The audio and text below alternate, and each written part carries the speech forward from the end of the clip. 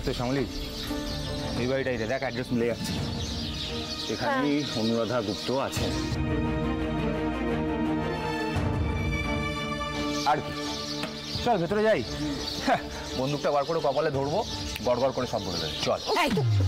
চুপচাপ এখানেই দাঁড়িয়ে থাকবি, একদম বেশি বাড়াবাড়ি করবি না। বন্দুক বের করলে সবসময় কাজের কাজ হয় না, বরং হিতে বিপরীত হয়। তুই আর আমি এখানে দাঁড়িয়ে থাকবো, শ্যামলী যাবে ভিতরে। হ্যাঁ, রোহিণী দিদি ঠিক কথাই বলেছে, আমি একাই যাব। কিন্তু রোহিণী দিদি তুমি না একটু বেলটা টিপে দিয়ে চলে এসো। হ্যাঁ চল। দাঁড়া, দরজাটা খুলে দিই।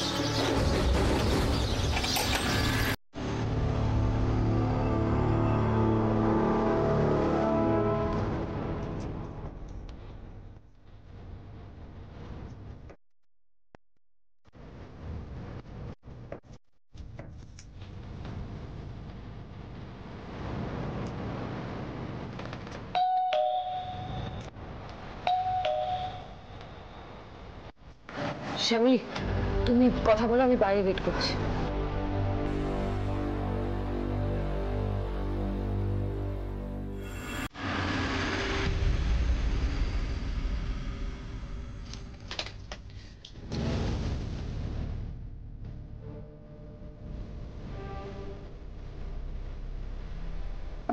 নমস্কার, বলুন কাকে চাই? নমস্কার, আপনি অনুরাধা গুপ্ত তো?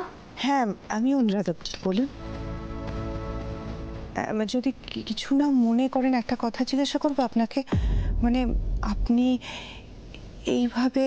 সে আমার কথা ছাড়ুন, আমি যে একটা দরকার এসেছি আপনার কাছে। বলুন না। বলছি, আপনি অনিকেত মল্লিককে চেনেন?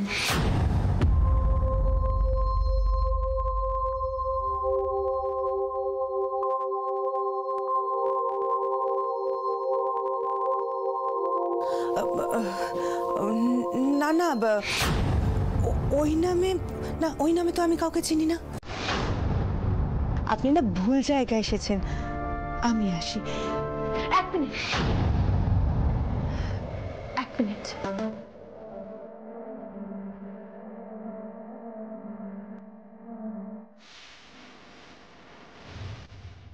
দেখুন তো, এবার চিনতে পারছেন?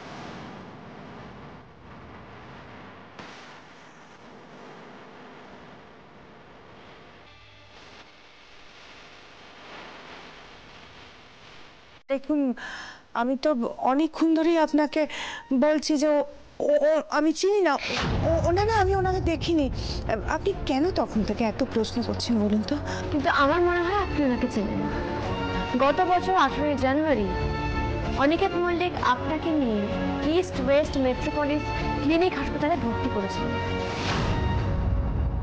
আমি কিছু ভুল বলছি? ওটা না অনেকদিন আগেকার কথা, তো আমার না আসলে ঠিক মনে নেই। তাহলে মনে করুন ম্যাডাম, প্লিজ মনে করুন,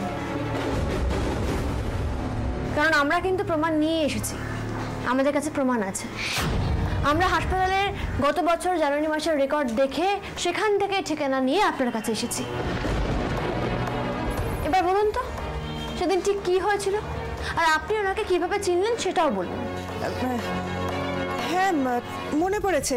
ওই অনেকদিন আগের কথা তো, ভুলে গেছিলাম। আসলে সেদিনকে না আমি রাস্তায় অজ্ঞান হয়ে পড়েছিলাম। হ্যাঁ, উনি আমাকে হাসপাতালে ভর্তি করেছিলেন, এর থেকে আর বেশি কিছু না। হ্যাঁ, আসি।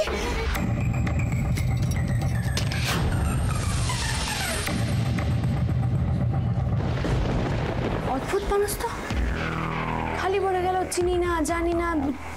কি এই রোহিণী, তখন ধরে কি কথা বলছে শ্যামলী? আমি না আবার ভেতরে যাই, গিয়ে দেখে আসি। হেই, চুপ করে এখানে দাঁড়া। তুই ভেতরে গেলে হুজ্জতি করবি, নাথিং এলস। এখানেই দাঁড়া, শ্যামলী ঠিক চলে আসবে। হুজ্জতি কেন কর? ও এই তো চলে এসেছে।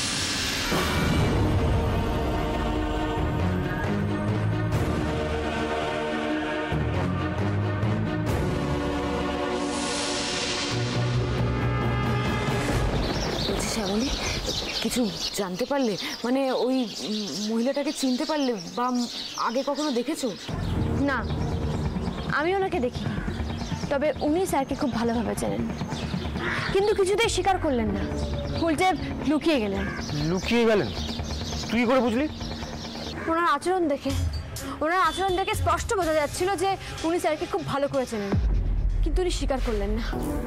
স্যারের নাম শোনা মাত্র আমার অস্থির অস্থির করতে লাগলেন, সমানে বলে গেলেন চিনি না, জানি না, চিনি না। না না না, এভাবে বসে থাকলে চলবে না। যেভাবেই হোক, যে করেই হোক, ওনার মুখ থেকে কথা বের করতেই হবে। এই জন্যই তো বলেছিলাম বন্দুকটা দিয়ে কিছুই করা উচিত নয়। বন্দুক দিয়ে কেন করবো? অন্য কিছু ভাবতে হবে, অন্য কোনো উপায় বার করতে হবে।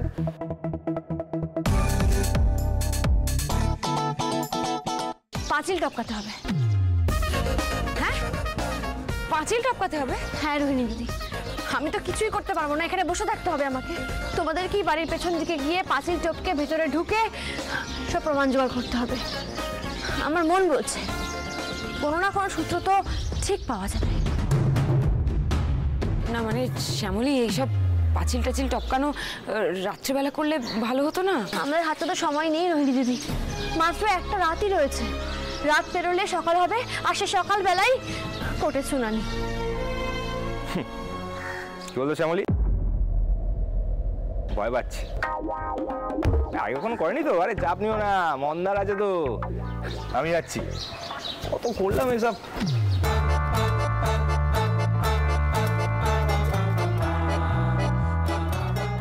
এই রোহিণী দিদি, তুমি যাও, কি করবে কে জানে, তুমি যাও।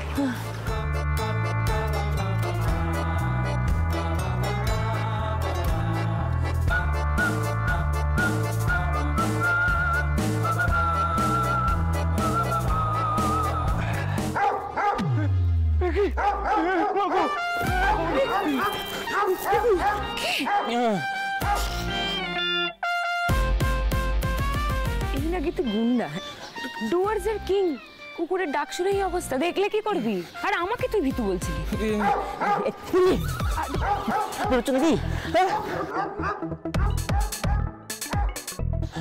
কি বলতো, এই কুকুরগুলো হেভি ডেঞ্জারাস। বিলেতি কুকুর তো, কামড়ালে যে কি হয় আমি জানি।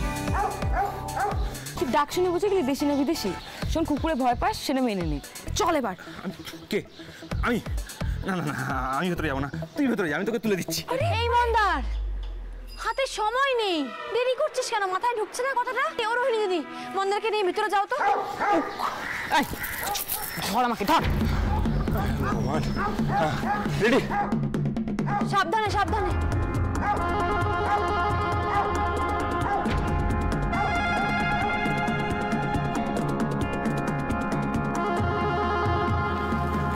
চলে এসো।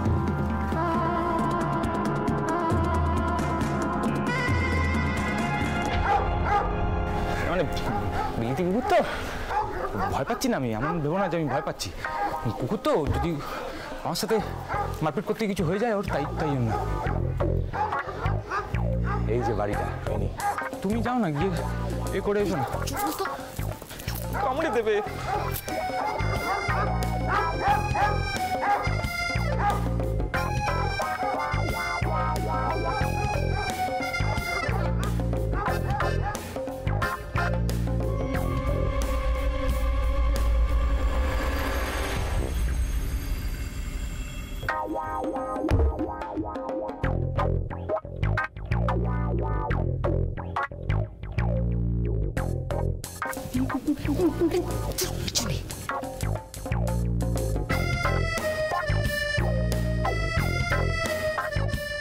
কুকুরটা ছাড়া নেই তো, কামড়ালে কিন্তু খুব জোরে কামড়াবে।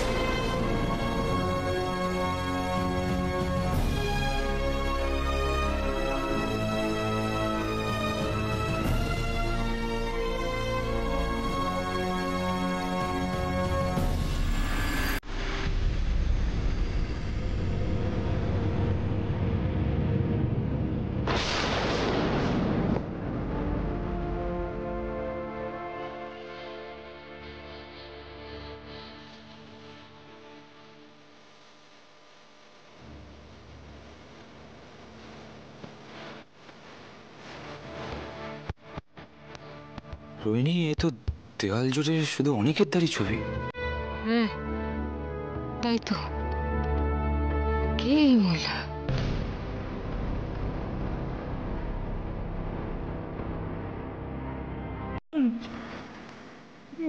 অনেকের দা, বাপরে। এই মন্দার, হ্যাঁ ফালতু টাইম ওয়েস্ট না করে শ্যামলীকে ফোনটা করো না। হ্যাঁ শ্যামলীকে ফোন। হ্যাঁ, ফোন ফোন। হ্যাঁ হ্যালো শ্যামলী, তোর সন্দেহ একদম ঠিক রে, বুঝলি তো। আর তুই ভেতরে ঢুকায়, এখন এখানে কেউ নেই, আমি দরজাটা খুলেছি, তুই ভেতরে ঢুকায়, বুঝলি। হ্যাঁ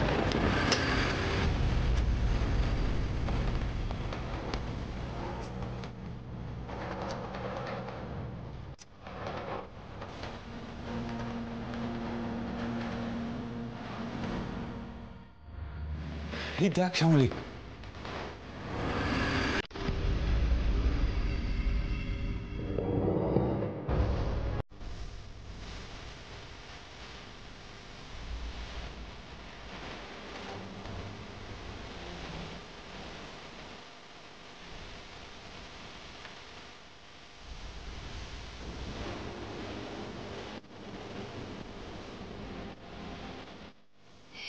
কি ও মা, কারা তোমরা?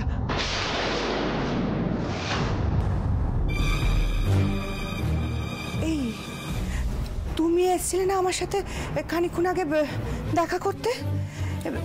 তোমরা কি চোর?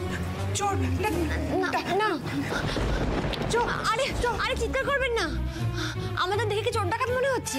মানেটা কি বলো তো? এভাবে আমার ঘরে ঢুকে এসছো, চোর ডাকাত নয় তো কি? সাহায্য প্রার্থী, আপনার কাছে সাহায্য চাওয়ার জন্য এসেছি। তোমাদের আমি কি করে বিশ্বাস করবো বলো তো?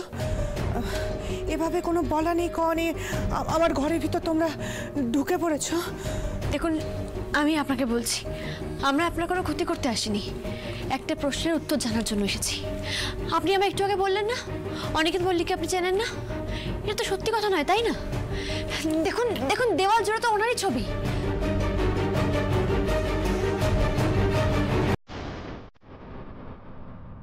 ওনার সঙ্গে আপনার ছবি, ওনার ছোটবেলাকার ছবি আপনার সাথে, তার মানে তো আপনি ওনার বহুদিনকার পরিচিত।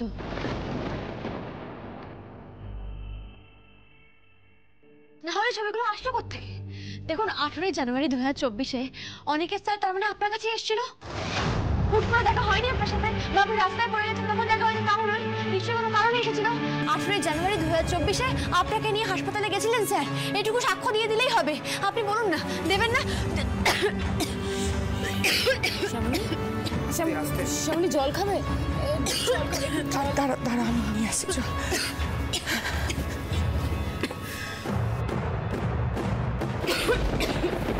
না চল না,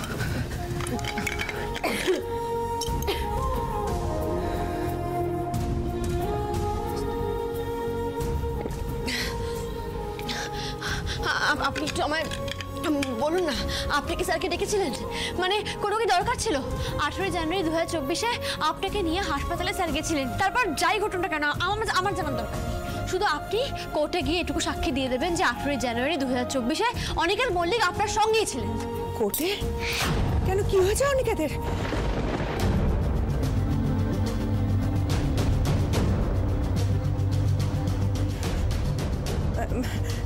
না না, মানে আমি না তোমাদের কোনো সাহায্য করতে পারবো না, কিছু মনে করে না। হ্যাঁ, কেন লুকোচ্ছেন সত্যিটা? কেন বলছেন না? দেখুন, যত কঠিনই সত্যি হোক না কেন, এটা যে বলতেই হবে, নাহলে যে অনেক বড় অনর্থ হয়ে যাবে। তারকে বাঁচানো যাবে না, কোনোভাবেই বাঁচানো যাবে না। আপনি যে মানুষটার ছবি দেওয়ালে ভরে রেখেছেন, দেখেই বোঝা যাচ্ছে সে আপনার খুব কাছের, খুব নিজের। আপনি হয়তো জানেন না, সেই কাছের মানুষটা, সেই নিজের মানুষটা, আপনার মানুষটা বড় বিপদে পড়েছে। বিপদ? কি হয়েছে? দেখুন, আপনি আমাকে প্রশ্ন করছেন, অথচ একবারও বলছেন না যে স্যার কেন এখানে এসেছিলেন, কি কারণে এসেছিলেন। স্যার যে আপনার সঙ্গে 18 জানুয়ারি 2024-এ ছিলেন সেটুকু বলে দিলেই তো হয়ে যায়। এই সত্যিটা বলতে এত কিসের অসুবিধা আপনাদের?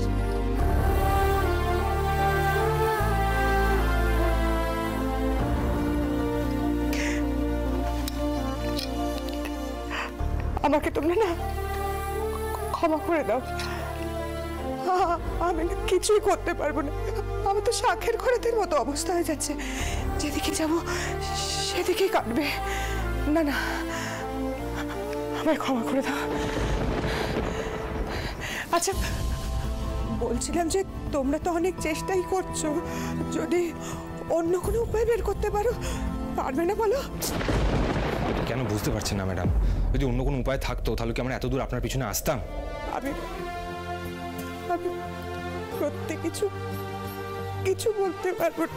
তোমরা লক্ষ্মী একটু চেষ্টা করে দেখো না। আবার কিছু করার থাকলে এত প্রশ্ন এত উত্তর করতে হতো না তোমাদের। এ কি, আপনি হাত জোর কেন করছেন? হাত জোর করবেন না। আমি একটা জিনিসই বুঝতে পারছি না যে আপনার কাছের মানুষটা বড্ড বিপদে রয়েছে, সেটা জেনেও আপনি কেন বলছেন যে আপনি সাক্ষী দিতে পারবেন না? এটাই বুঝতে পারছি না। আমি সবার সামনে গিয়ে সত্যিটা যদি বলি, তাহলে যে একটা গোটা পরিবারের সব বাঁধন ওলট পালট হয়ে যাবে, সবকিছু উথাল পাথাল হয়ে যাবে।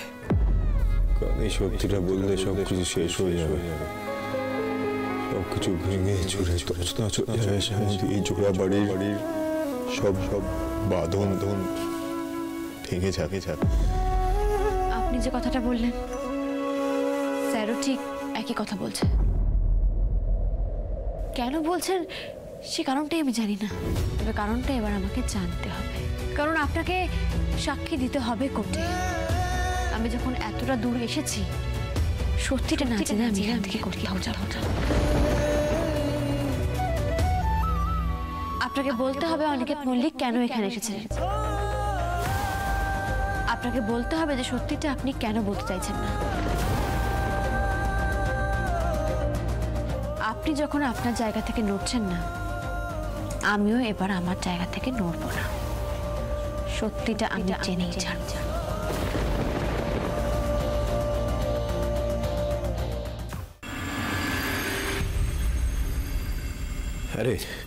আরে মা দুর্গাপুরে গিয়ে কোনো প্রমাণ পেলি? হ্যাঁ বাবা, প্রমাণ পেয়েছি।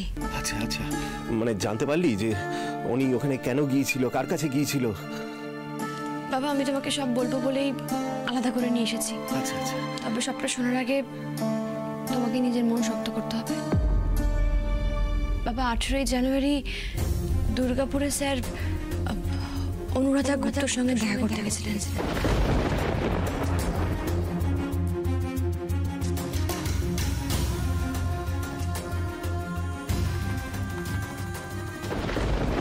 দেখুন, নিজেকে আর লুকিয়ে রাখবেন না। এবার অন্তত সত্যিটা বলুন।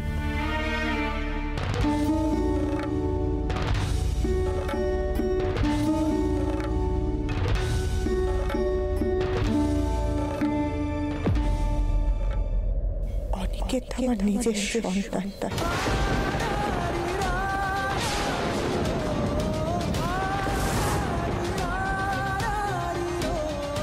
আমি ওর গর্ভধারিণী মা।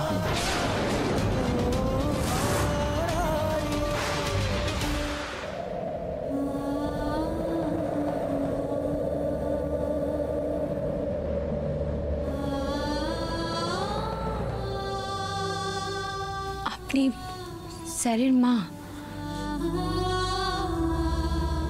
তাহলে এতদিন কারোর সঙ্গে কোনো যোগাযোগ করতে পারিনি। আসলে অনিকেত যখন অনেক ছোট ছিল, তখন আমি সূর্যকে ছেড়ে ওই জোড়া বাড়ি ছেড়ে অন্য এক পুরুষের সঙ্গে বেরিয়ে গেছিলাম।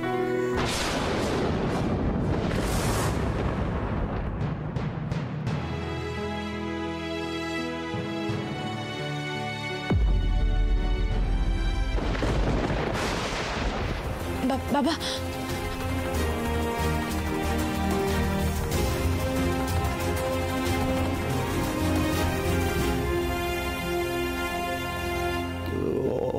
অসম্ভব। এটা এটা এটা কি কি কি বলছিস তুই? অনুরাধা গুপ্ত মানে অনু? না না না না না না শ্যামলী শ্যামলী, তোর কোথাও ভুল হচ্ছে। মানে এত বছর বাদে অনি হঠাৎ করে না না না না কোথাও আমার সব ভুলিয়ে যাচ্ছে। তুমি একটু শান্ত হও বাবা, একটু শান্ত হও, আমি তোমাকে সব বলবো, তুমি একটু শান্ত হও। না না কি কি কি বলবি? শ্যামলী শ্যামলী, তুই কিছু বুঝতে পারছিস না। আসলে আসলে ওই অনুরাধার নামটার সঙ্গে অনেক বছর আগে আমার অনি দুজনেরই সব রকম সম্পর্ক চুকে গেছে। আর তাছাড়া আচ্ছা আচ্ছা আচ্ছা, অনি কি করে ওর সাথে যোগাযোগ করলো?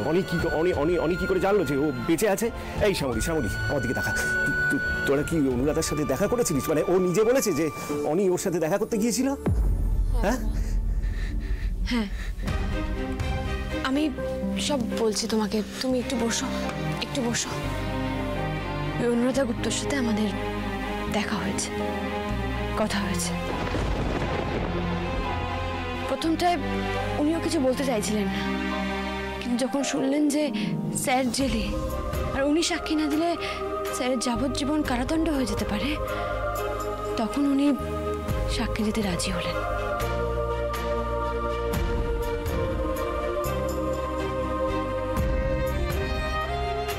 যতই হোক, মায়ের মন তো।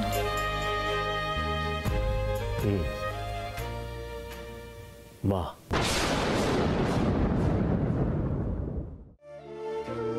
মাই তো মা।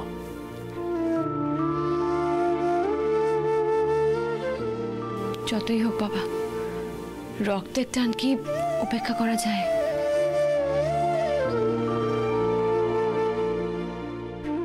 সন্তান বিপদে আছে শুনলে কোনো মাই কি চুপ করে থাকতে পারে?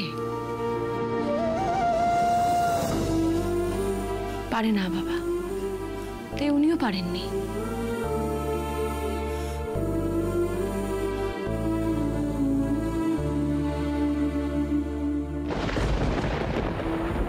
হ্যাঁ,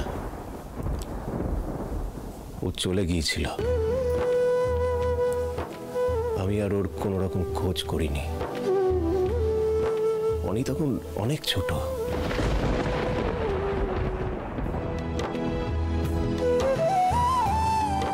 আমরা আর ওর কোনোদিন খোঁজ নেইনি। আমি অনিকে বলেছিলাম যে ওর মা আর পৃথিবীতে নেই,